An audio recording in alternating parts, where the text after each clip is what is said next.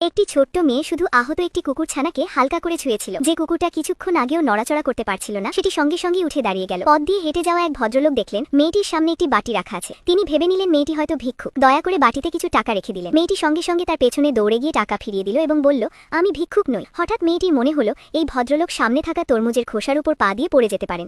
সে ভালো মনে তাকে সতর্ক করে বলল, এই পথে তরমুজের খোসা আছে, পড়ে যেতে পারেন। কিন্তু ভদ্রলোক ভাবলেন মেয়েটি তাকে অভিশাপ দিচ্ছে। তিনি বিশ্বাস করলেন না। কয়েক পা যেতেই সত্যিই তরমুজের খোসার উপর পা পড়ে গেল আর তিনি পড়ে গেলেন। তখনই তার মনে পড়ল মেয়েটির কথা সত্যি ছিল, কিন্তু তিনি জানতেন না এই ছোট্ট মেয়েটি আসলে একজন ছোট্ট সৌভাগ্যের দেবী, লিটল লাকি স্টার। আজ ছিল মেয়েটির ৬তম জন্মদিন, কিন্তু যখন সে নামকরা ধনী গু পরিবারে ফিরে এলো, দেখল সেখানে চলছে এক বিশাল জন্মদিনের পার্টি। কিন্তু সেই পার্টির নায়িকা সে নয়, বরং তার বাবা মায়ের দত্তক কন্যা গুচিন। আসলে জন্মের পরপরই এই মেয়েটিকে চুরি করে নেওয়া হয়েছিল। সম্প্রতি তাকে খুঁজে পাওয়া গেছে, কিন্তু পরিবার তাকে ভালোবাসার বদলে ঘৃণা করে, কারণ সে কয়েকবার পরিবারের বিপদের কথা আগেই বলে দিয়েছিল। তাকে অশুভ মনে করে দূরে ঠেলে দিয়েছে। এই মুহূর্তে তার আসল বাবা মা আর ভাই দত্তক মেয়েটিকে ঘিরে আদর যত্ন করছে, দামি উপহার দিচ্ছে। পুরোপুরি ভুলে গেছে আজ যে কোনায় দাঁড়িয়ে থাকা এই ছোট্ট মেয়েটিরও জন্মদিন। দত্তক মেয়েটি মোমবাতি নিভিয়ে ইচ্ছে করল বাবা মা আর ভাই যেন চিরকাল শুধু আমাকেই সবচেয়ে বেশি ভালোবাসে। পরিবারও সেই ইচ্ছাকে প্রশ্রয় দিল।